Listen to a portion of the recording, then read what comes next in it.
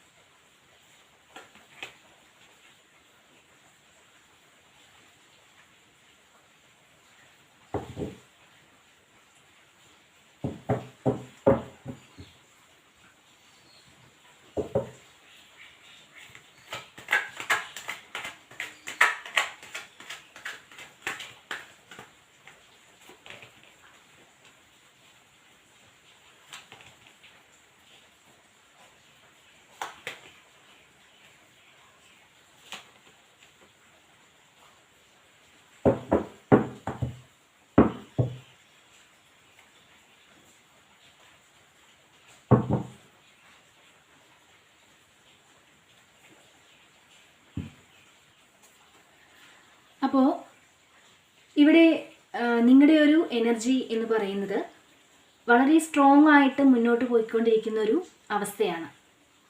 തീർച്ചയായും നിങ്ങളുടെ റിലേഷൻഷിപ്പിൽ അത്രയും ജെന്യൂനായിട്ട് നിന്നൊരു വ്യക്തിയാണ് നിങ്ങൾ.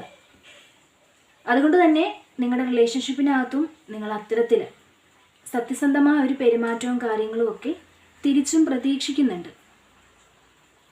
നിങ്ങൾ ഒരു സെൽഫ് റെസ്പെക്റ്റ് വേണമെന്ന് വളരെയധികം ചിന്തിക്കുന്നുണ്ട്.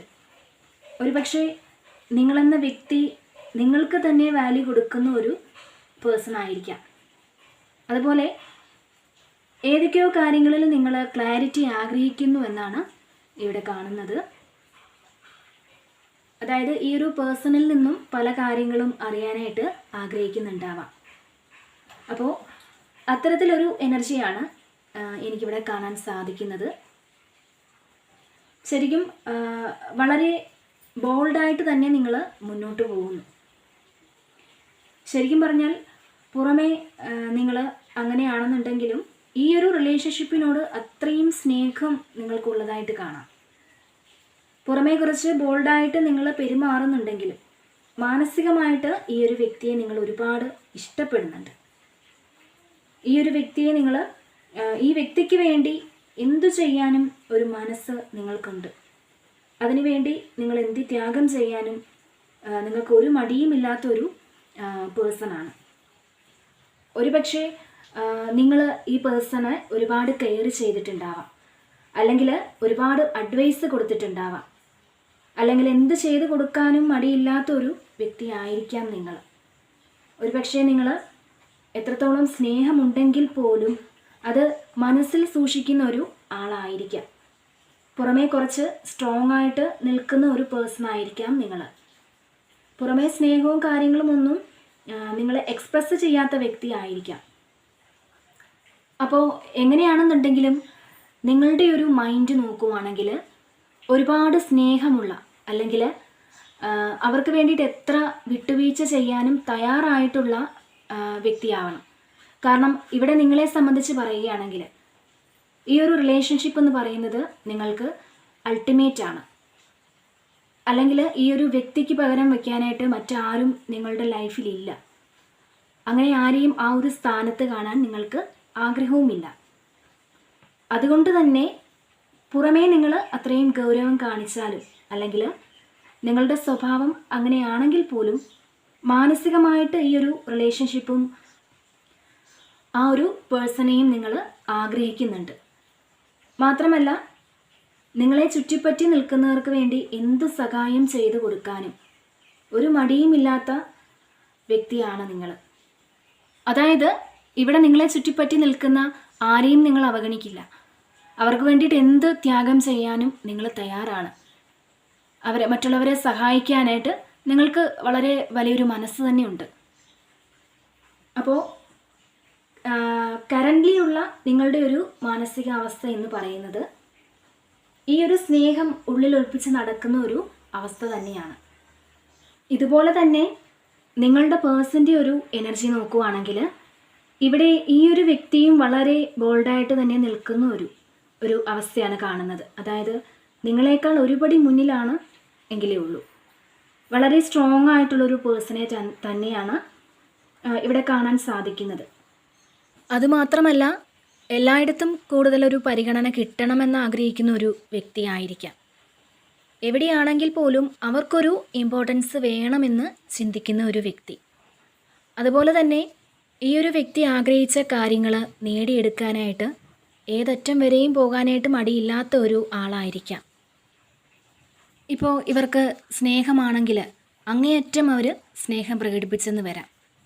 അതുപോലെ തന്നെ ദേഷ്യം വന്നാലും ഇതുപോലെ തന്നെ പ്രകടമാക്കും.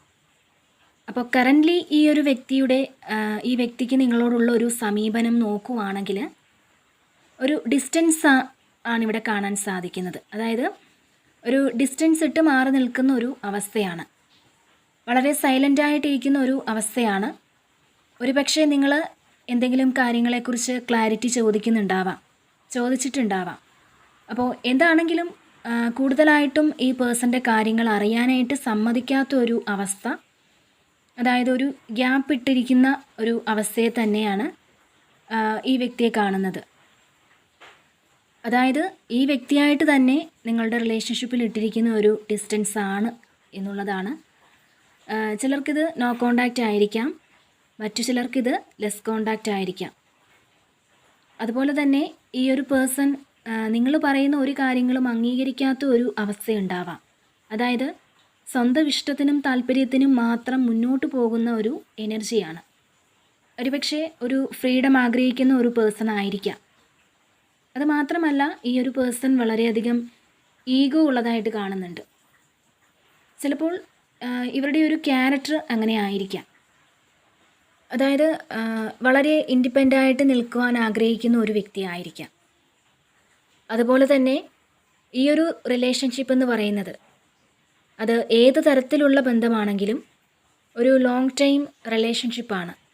ഒരു പക്ഷേ ഈ ഒരു വ്യക്തി നിങ്ങൾക്കൊരു കമ്മിറ്റ്മെൻ്റ് ഒക്കെ തന്നിട്ട് പെട്ടെന്ന് നിങ്ങളെ വിട്ടു പോയിട്ടുള്ളൊരു വ്യക്തി ആയിരിക്കാം.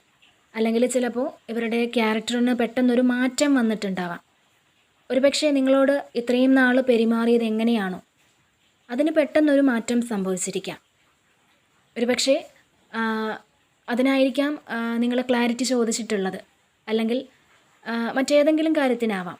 അപ്പോൾ എന്തായാലും ഈ ഒരു പേഴ്സൺ തുറന്ന് സംസാരിക്കാൻ തയ്യാറാവാത്തത്, അല്ലെങ്കിൽ ഒരു ക്ലാരിറ്റി തരാൻ തയ്യാറാകാത്തത്, അവരൊരു ഫ്രീഡം ആഗ്രഹിക്കുന്ന ഒരു എനർജിയിലാണിപ്പോൾ മുന്നോട്ട് പോകുന്നത് എന്നാണ് മനസ്സിലാക്കാൻ സാധിക്കുന്നത്. അതുകൊണ്ടാണ് അവർ പറയുന്നതൊന്നും അംഗീകരിക്കാത്തത്, അല്ലെങ്കിൽ നിങ്ങളിൽ നിന്നൊരു അകലമിട്ട് നിൽക്കുന്നത്. അപ്പോൾ പുറമേ ഇങ്ങനെയൊരു അവസ്ഥയിലാണ് നിങ്ങൾ പോയിക്കൊണ്ടിരിക്കുന്നതെങ്കിലും നിങ്ങളുടെ ഒരു എനർജി എന്ന് പറയുന്നത് വളരെയധികം വിഷമിച്ചിരിക്കുന്നതായിട്ട് കാണാൻ കഴിയുന്നുണ്ട്.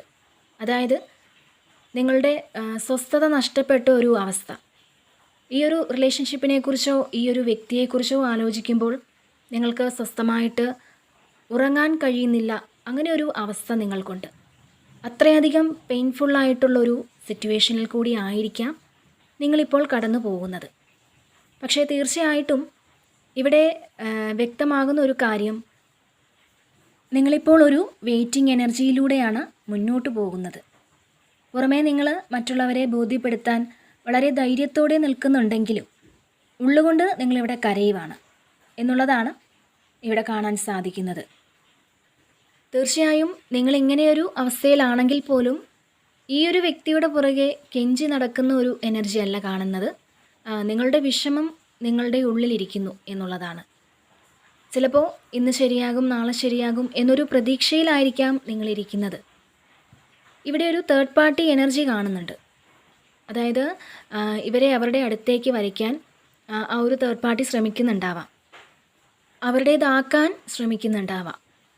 ഈ ഒരു തേർഡ് പാർട്ടി എനർജി ഇവിടെ ഉള്ളതുകൊണ്ടാണ് ഈ ഒരു വ്യക്തി വളരെ കൺഫ്യൂസ്ഡായിട്ട് പോയിക്കൊണ്ടിരിക്കുന്നത്. ഫ്രീഡം വേണമെന്നൊക്കെ ചിന്തിക്കുന്നത് ഈ ഒരു കാരണം കൊണ്ടാകാം.